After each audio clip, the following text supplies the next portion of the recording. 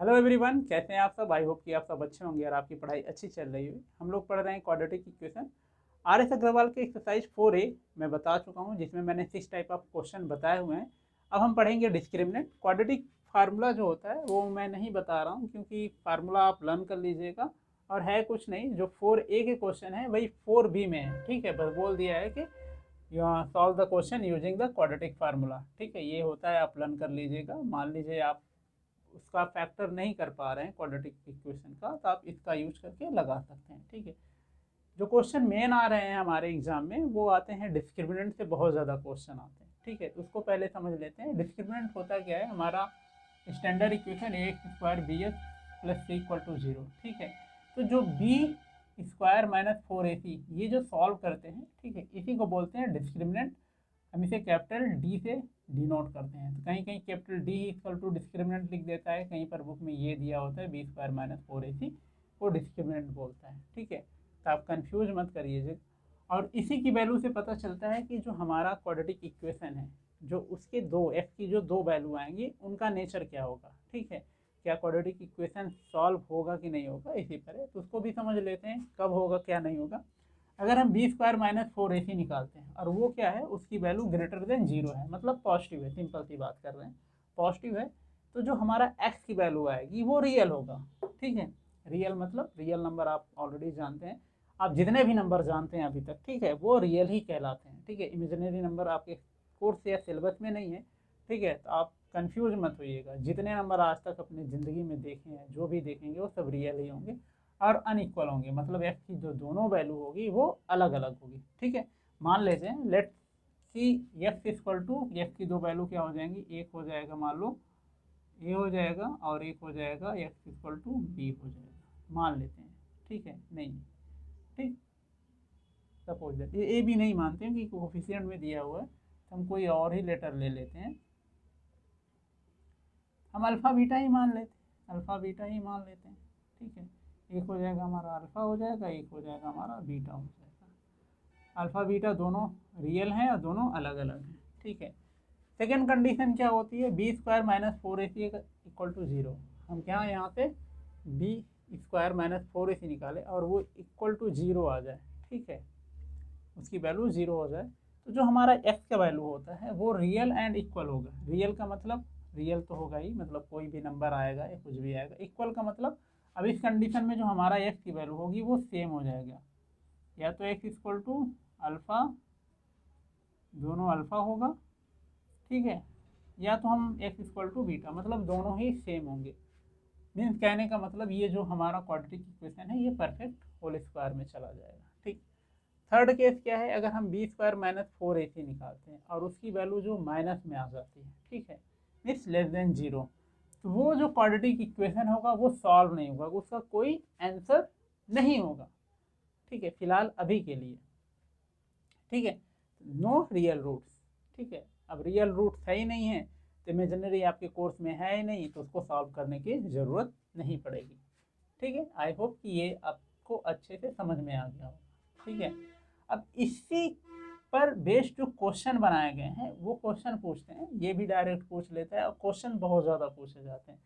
तो क्वेश्चन में देखा हूँ मैं, बच्चे बहुत कंफ्यूज रहते हैं। जनरली दो टाइप के क्वेश्चन इसमें बन जाते हैं। ठीक है, तो मैं दोनों को लिखकर साथ में समझा दे रहा हूँ कि आपको कोई कंफ्यूजन ना हो। देखिए, पहला क्या क्वेश्चन होता है, so that the equation two X square minus six X plus three equal to zero has real roots and find this root.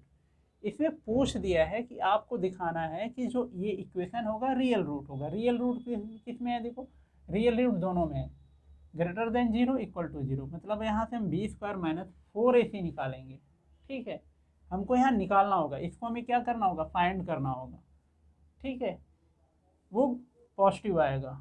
ठीक है, ये भी इक्वल टू जीरो भी आ सकता है, इक्वल टू जीरो नहीं भी आ सकता है। इस केस में ये होता है। अब दूसरे क्वेश्चन में देख लो क्या डिफरेंस है। दूसरे में क्या बोल रहा है, forward value of P, ठीक है, are the roots of the equation real and equal. अब यहाँ और यहाँ में डिफरेंस यही है, यहाँ पर बोल रहा है कि आपको दिखाना है, क्या करना है, आपको दिखाना है कि वो रियल एंड, ठीक है, रियल है, क्या है, रियल है। और यहाँ पर ऑलरेडी बोल दिया है कि रियल एंड इक्वल है, यहाँ पर बोल दिया कि ये है, ठीक है, और इस क्वेश्चन में ये दिखाना है आपको। आई होप कि क्लियर हो गया होगा आपको, ठीक है। जैसे अगर हम क्वेश्चन बनाएं कि भाई हम क्वेश्चन पूछ लें कि भाई दिखाओ कि वहाँ मान लो कोई एक सांप की तरह कोई रस्सी पड़ी हुई है, हम दो क्वेश्चन बन जाएंगे। हम कहें कि भाई आप उसको दिखाओ कि वो सांप ही है, आपको उसको दिखाना पड़ेगा भाई कि ये देख लो हिल रहा है, डुल रहा है, चल रहा है, ठीक है। एक तो वो हो गया। अब हम कह दें कि नहीं वो सांप ही है, हमें दिखाने की ज़रूरत नहीं है, ठीक है। तो वही चीज़ यहाँ पर है, यहाँ पर हमको ये दोनों चीज़ दिखानी है, ये, ठीक है, इस क्वेश्चन में। और इस क्वेश्चन, इस टाइप के क्वेश्चन में क्या बोल रहा है कि रियल एंड इक्वल है, वो बोल दिया कि ये है, ठीक है, दिखाना नहीं है। अब इसकी प्रॉपर्टी यूज करके हमको सॉल्व करना होगा, ठीक है। आई होप कि आपको ये दोनों जो क्वेश्चन में डिफरेंस है वो समझ में आ जाएगा होगा। और मैं अभी इसको सॉल्व ही कर देता हूँ तो और अच्छे से आ जाएगा। जैसे इसे देख लेते हैं, ठीक है, यहाँ से ए बी की वैल्यू निकाल लेते हैं, ए बी सी की। हमारी ये हो जाएगा क्या 2, बी क्या हो जाएगा 6, एंड सी क्या हो जाएगा 3। अब निकाल लें बी स्क्वायर माइनस 4ac, तो बी स्क्वायर माइनस 4ac क्या होगा हमारा, बी स्क्वायर मतलब 6 स्क्वायर माइनस 4 इंटू 2 इंटू 3, ठीक है। जब इसको सॉल्व करेंगे क्या आ जाएगा 36 माइनस 4 टू 8 3 24, ठीक। और जब इसको सॉल्व करेंगे तो हमारा आंसर आ जाएगा 24 में से 2 1 12, ठीक है। और ये क्या है ग्रेटर देन 0 है, ठीक है। यहाँ से क्या आ गया हमारा B square minus 4ac greater than 0, ठीक है। प्रूफ हो गया ये वाला कंडीशन, तो रियल है हमारा। अब इसको हमको फाइंड करना है तो इसको सॉल्व करना पड़ेगा। जैसे आप क्वाड्रेटिक इक्वेशन सॉल्व करते हैं वैसे कर लीजिए, या तो आप इस फार्मूले का यूज करके कर लीजिए, दोनों में से कुछ भी कर सकते हैं। अब इसको देख लेते हैं ये कैसे होगा। अब यहाँ पर देखिए, यहाँ पर भी लिख लेते हैं। ए की वैल्यू क्या है हमारी, ए की वैल्यू है 4, बी की वैल्यू क्या है पी, सी की वैल्यू क्या है 3, ठीक है, क्लियर हो गया। अब यहाँ पर हमको ये इक्वल टू, ठीक है, इक्वल टू यहाँ पर इसी को आगे सॉल्व किया गया, प्रोसीड किया गया। देखिए यहाँ पर बी स्क्वायर था तो मैंने यहाँ लिखा, फिर ये लिखा। अब इस क्वेश्चन में क्या कहा है, इसमें बोल दिया ऑलरेडी है का मतलब ये पूरा हम लिख सकते हैं दोनों साइड, और यहाँ केवल एक साइड लेकर चलना है और दूसरे साइड को प्रूफ करना है। लेफ्ट राइट है ना, यहाँ LHS हो गया, RHS हो गया, तो यहाँ हमें LHS लेकर RHS प्रूफ करना है। और जहाँ पर बोल देता है रियल एंड इक्वल है तो वहाँ पर दोनों लिखना पड़ता है, ठीक है, LHS RHS दोनों लिखना पड़ता है। तो यहाँ हम इसको लिख देंगे पूरा का पूरा, B square minus 4ac equal to 0। Real and equal किस में, इसी में हमने ये पूरा लिख दिया क्योंकि ये गिवन है, ठीक है। और वही चीज़ यहाँ पर होता तो हम ये वाला साइड ना लिखकर इसको लिखते, फिर प्रूफ इस साइड को प्रूफ करना होता है। देख रहे हैं यहाँ पर, ठीक है। अब यहाँ पर वैल्यू हम पुटअप करेंगे और ये इक्वल टू 0 चलेगा। बी स्क्वायर की जगह पी स्क्वायर हो जाएगा हमारा, minus 4 into 4 into 3 equal to 0, ठीक है, क्लियर हो गया। अब यहाँ पी स्क्वायर माइनस 16 सॉरी 4 4 जा 16 और 16 3 जा 48।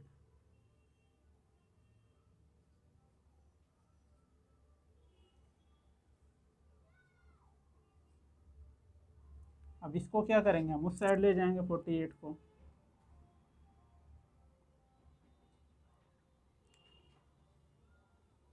हो जाएगा हमारा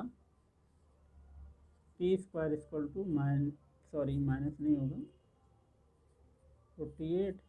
ठीक, अब यहाँ बहुत नीचे हो गया तो मैं ऊपर लिख ले रहा हूँ।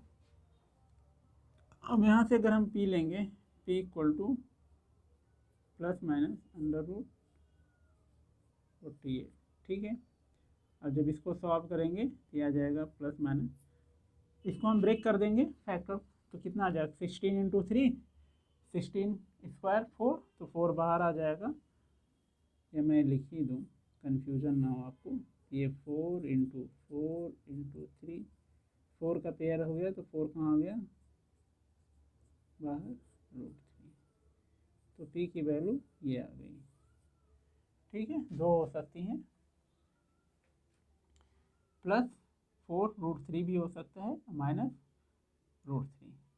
p की वैल्यू अगर इनमें से दोनों में से कोई ये रख देंगे तो इस कंडीशन को वो फुलफिल करेगा। ठीक है, आई होप कि क्लियर हो गया होगा आपको ये।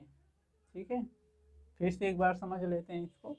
जब वो बोलेगा so that equation has real, equal, unequal, जो भी बोल दें दोनों में से, तो आपको क्या करना है, ये जो कंडीशन है इनमें से केवल लेफ्ट वाला पार्ट आपको लिखना है, राइट वाला पार्ट आपको शो करना है। ठीक है, यहाँ पर देखो मैंने केवल लेफ्ट वाला पार्ट लिखा, b² - 4 ऐसे लिखा है, फिर इसी को सॉल्व वैल्यू पुटअप करके सॉल्व किया आगे, हमको राइट वाला पार्ट दोनों में से कोई भी आ सकता था, क्योंकि वहाँ केवल रियल बोला है। ठीक है, रियल बोला है, ना इक्वल बोला है ना अनइक्वल बोला है, तो रियल दोनों कंडीशन में है, इसमें भी है इसमें भी है। ठीक है, तो रियल 12 आ गया, 12 ग्रेटर देन 0 होता है, तो आ गया हमारा ये राइट वाला पार्ट। अब इसमें बोल दिया है ऑलरेडी कि ये है, ठीक है, इसमें बोल दिया है रियल एंड इक्वल है। ऐसे क्वेश्चन में हम क्या करेंगे, ये पूरा का पूरा लेकर चलेंगे, इसका लेफ्ट और राइट दोनों लेकर चलेंगे। देख रहे हो मैंने यहाँ पर लिख दिया दोनों, और इस साइड b² - 4ac की वैल्यू रखेंगे और उस साइड हमारा 0 चलता रहेगा।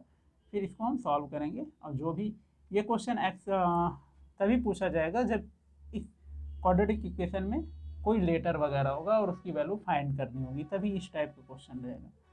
तो इस तरह हमने रखा, एक इक्वेशन बना और सॉल्व कर दिया, हमारा आंसर आ गया। ठीक है, आई होप कि ये समझ में आ गया होगा आपको। ठीक है, अब इसके क्वेश्चन जो हैं वो हम अगले वीडियो में देखेंगे, क्योंकि ऑलरेडी वीडियो लंबा हो गया, और ज़्यादा लंबा वीडियो हो जाता है तो देखने में बोर हो जाते हैं आप लोग, इसलिए मैं कोशिश करूँगा कि वीडियो को 30 मिनट के अंदर ही समाप्त कर दूँ। ठीक है, अगर आपको वीडियो अच्छा लगा हो तो इसे लाइक करिए, अपने दोस्तों के साथ शेयर करिए, चैनल को सब्सक्राइब करिए। मिलते हैं आपसे अगले वीडियो में।